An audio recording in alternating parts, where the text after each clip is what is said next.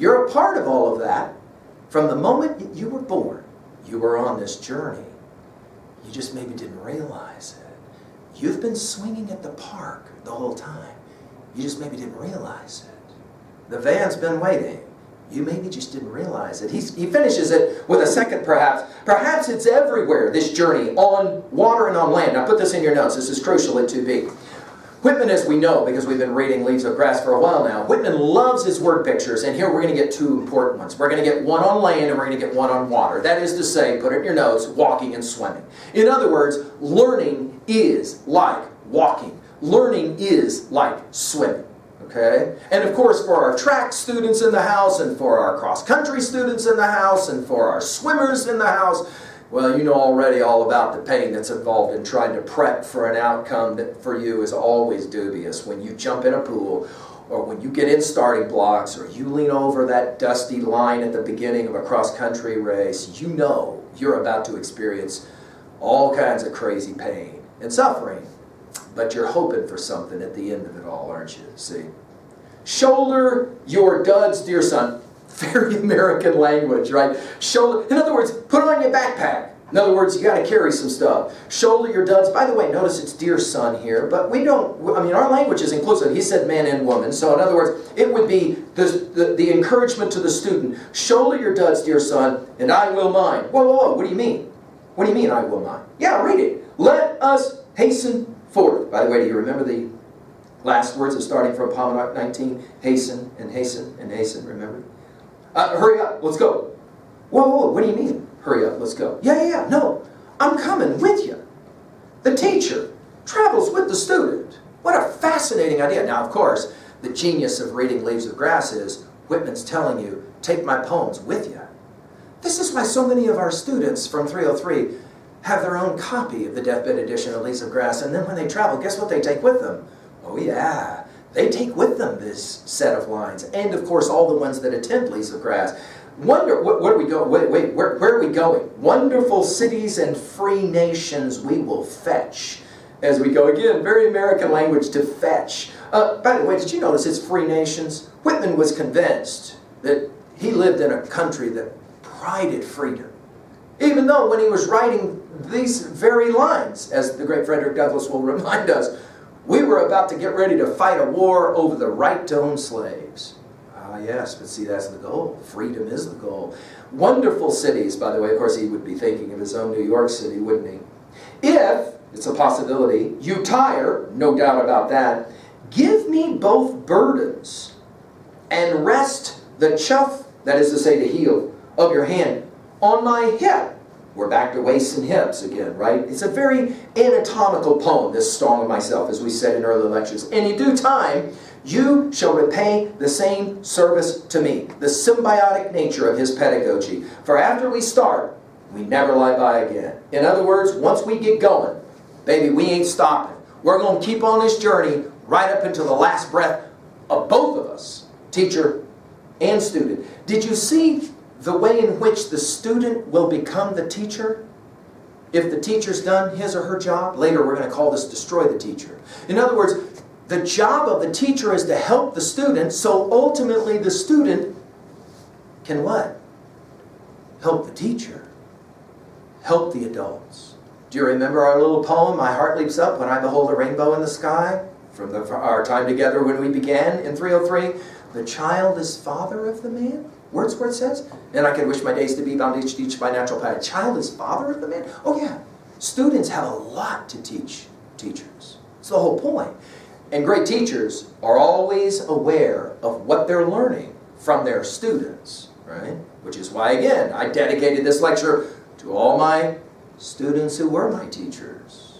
Notice he finishes now with an interesting observation. This day before dawn. Did I tell you before that he loves to begin with the universal and go down to the specific? Notice it's this day before dawn, right? I get up early, in other words. I ascended a hill. Now, we have to here think about Amanda Gorman's great poem that she read at the inauguration of President Biden, The Hill We Climb. I gave full comments on that one at learnstrong.net, but notice it's a word picture that works so brilliantly. I climb up a hill, we've already been on the knoll, now here he is alone. I ascended a hill and I looked at the crowded heaven. We're going to hear more about this when I heard the learned astronomer. We've already heard something of this already. In other words, I look at all the stars, the majesty of the universe. It's amazing. And he says, I said to my spirit, now we're back to that talking to ourselves again that we've seen earlier, like in passage 5. I said to my spirit, notice it's italicized in the deathbed edition. In the 55 edition, it wasn't. A question. When we become the enfolders, it's an interesting word, we've heard it before in Leaves of Grass, of those orbs and the pleasure and knowledge of everything in them. In other words, when we finally understand everything about the skies, everything about the sun, everything about the moon and all of the planets and stars, shall we be filled and satisfied then? In other words, question, is there ever a moment in your learning where you find this, say, it's enough, I've had enough, it's enough. He says, his spirit says, no. The spirit responds, no. We but level that lift to pass and continue beyond. We've been using this phrase, transcend and include. And this is the goal of all students. We keep going. You never reach a point where you say, okay, that's enough. I've done enough. There's always more. And of course, we'll be swinging right up into the moment we have to go to the van. The question isn't swinging. The question is swinging well. Now, we're going to get, of course, to one of the most frustrating things about being a student in 303. And we think a lot about Socrates, of course, and his constant use of the Socratic method, as we call it, answering questions. You're also asking me questions. I hear you. I answer. I cannot answer. You must find out for yourself. Mr. McGee, what am I going to do when I grow up? That is right. That is a good. No, dude. I need you to. Will you please just tell me what I got to do, and then I'll figure. Yeah, right. That's right. That's a great question. Oh, okay. So, like, when am I getting an answer for that? Here it is. Oh, no. I hear your question. The answer is, I got no answer. You got to find out for yourself. The job of the teacher is threefold. Write it down. 1. Teacher as distributor of knowledge. 2. Teacher as developer of character. 3. Teacher as destroyer. We'll get to that one. That's going to be a critical one. But notice here, if you're ever going to learn anything from a teacher, there are questions that teachers can't answer for you. You're going to have to figure it out on your own. Now, that doesn't mean you're on your own. Look at the next lines. Sit a while. Notice it's a while. Did you see it? Now we're going to come back to meal. Only it ain't going to be at no dinner table. Sit a while, dear son. By the way, the 55 edition didn't say dear son, it said wayfarer, which many have liked even better than dear son. Wayfarer, right? That's that Odyssean idea of the journey, right? Here are biscuits to eat. Here's milk to drink. Oh, that's nice. Scooby snacks. Hurrah. So we actually have been talking about Scooby snacks, and now we actually get to some biscuit Scooby snacks and a little bit of milk to drink. That could be literal. But how about this?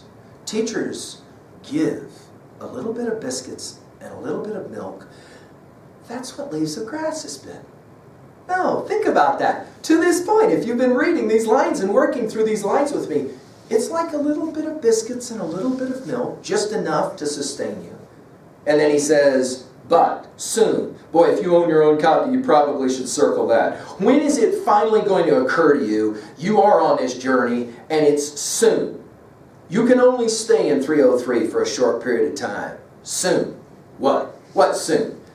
As you sleep, renew yourself, get ready to go, in sweet clothes.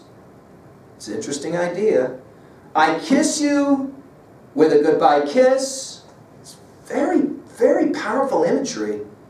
And open the gate for your egress, exit, hence. In other words, the job of the teacher is to help the young person get ready to go.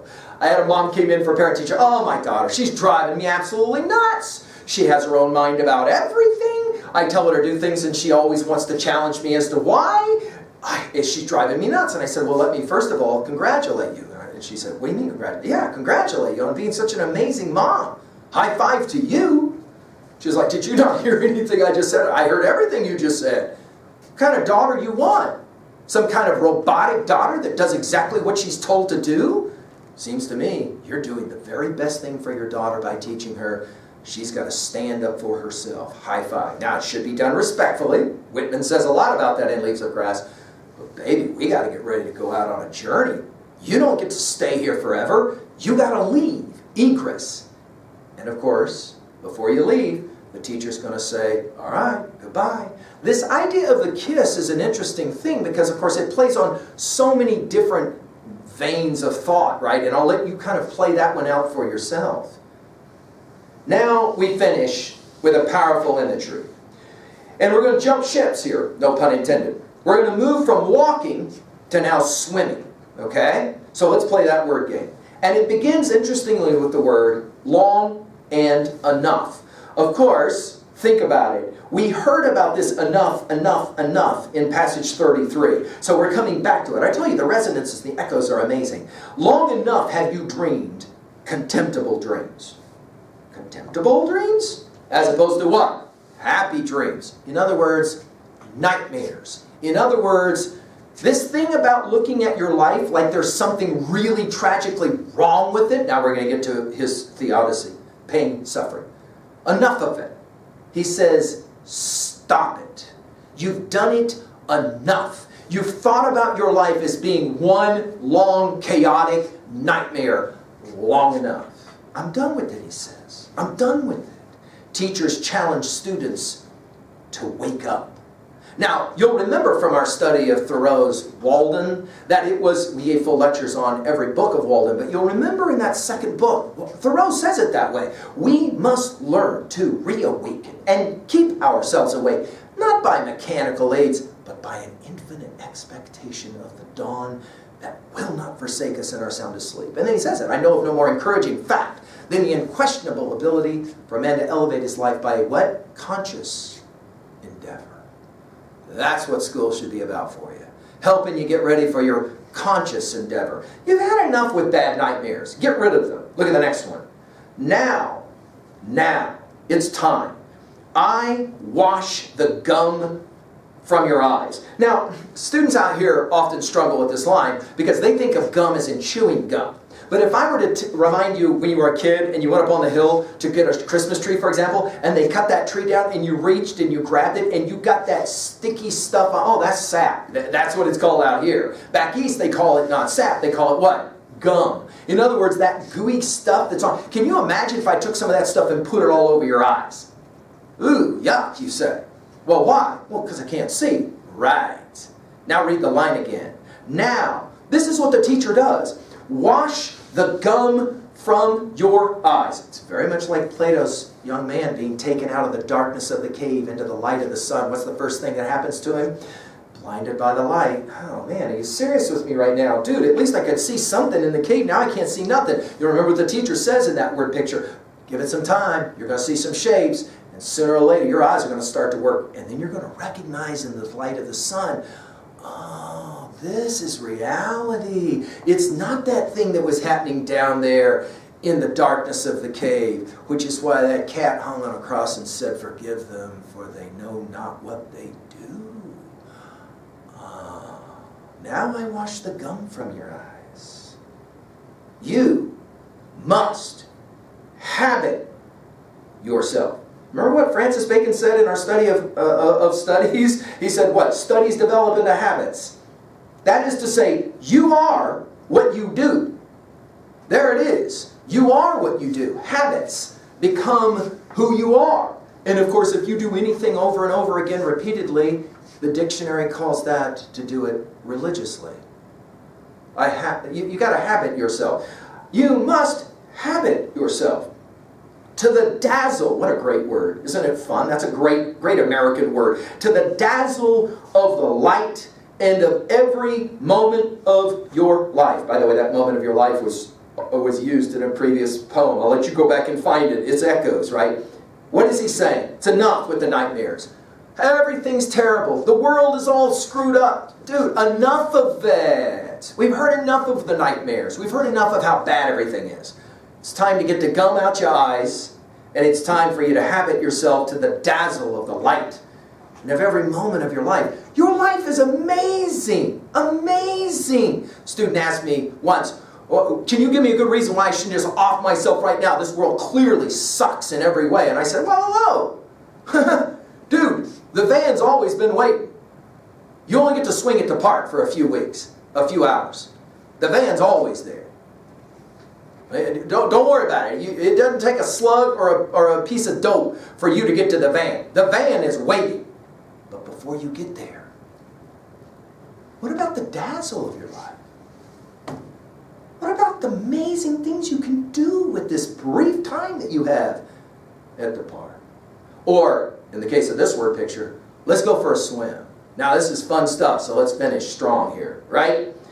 Long have you timidly waited, holding a plank by the shore. The word picture is a fascinating one. Here's the teacher, here's the student. We're no longer on a knoll, now we're on a beach. And the student, that's you, has your little piece of wood wrapped around here like this, see? And you're walking back and forth in the... Now, why you got your piece of wood? Well, it's water, and I need something to keep me afloat, because I might sink, right? In other words, I'm scared. And so I got a hold to my little piece of wood, and I'm walking out here in the shallow part of the water. Why? Because I'm a little bit worried. Dude, you're telling me I'm supposed to go swimming out in that?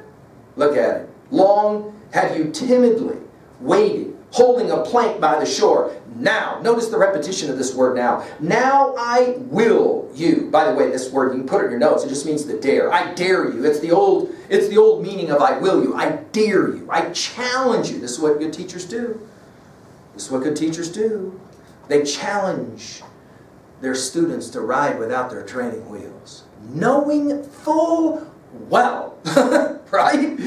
You're going to fall, and oh baby, it's going to hurt. And when it hurts, teachers know they're going to be the one that gets blamed. Doesn't matter. I will you to be what? A bold swimmer. Now notice how he changes the word picture from walking to swimming. It's brilliant the way he does it though, because he says, I want you to be bold. I want you to be unafraid. What is it that adults have to do for young people? They got to make them unafraid. They got to make them bold. If there's anything that we as adults are doing that make you increasingly more afraid of the world you live in, there's something wrong with us, not you. Not you. Not you. It's like I've said, if you're not a patriot of the greatest country in the history of the world, that is not your fault. That is our fault. Because we haven't given you enough reason to be a patriot. Dude, you're not born a patriot. You got to choose to be a patriot. You got to choose to be brave, bold swimmer. To do what? Well, jump off in the midst of the sea. Dude, I don't want you hanging around the shallow water. No. I need you out there where the sharks are. I need you out there where the monsters are. I need you out there in the middle of the ocean. I need you to drop your plank and get out there and swim in the midst of the sea. But wait. Rise again. Notice how many times in Song of Myself the word rise gets used. And again, as Amanda Gorman will play the game out in her brilliant poem, rising, coming up. Remember he said earlier, well, I'll stand up together, right? Rise, nod to me. This is what great students will do for their teachers. They'll nod to them. It's so much fun for teachers to be in graduation ceremonies where those students graduate and on their way out, they'll just nod. It's an unspoken acceptance. You did your part, the student says to the teacher, now I'll do my part. Nod to me, shout. In other words, dude, this is so much fun out here in the really deep water with the sharks. How awesome is this? I could die any second out here. That is right. That is right. Because I prepared you for it. Go. Go swim. Go swim and then let me know how much fun it is. Shout back at me and laughingly. Oh, what a great word. There's your Scooby snacks, right? There it is. We hold these truths to be self-evident. All men are created equal. They are.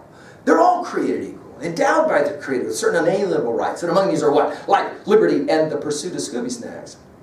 It's a brilliant thing that our founding thinker loved so much. The idea of happiness. That 2 times it gets used in our most precious document. Here, laughingly dash with the hair. I told you hair was important in Song of Myself. We keep coming back to it. In other words, I want you to play the game you played when you were a child on a long road trip and they promised you the pool at the end of the day at the swimming pool at the hotel.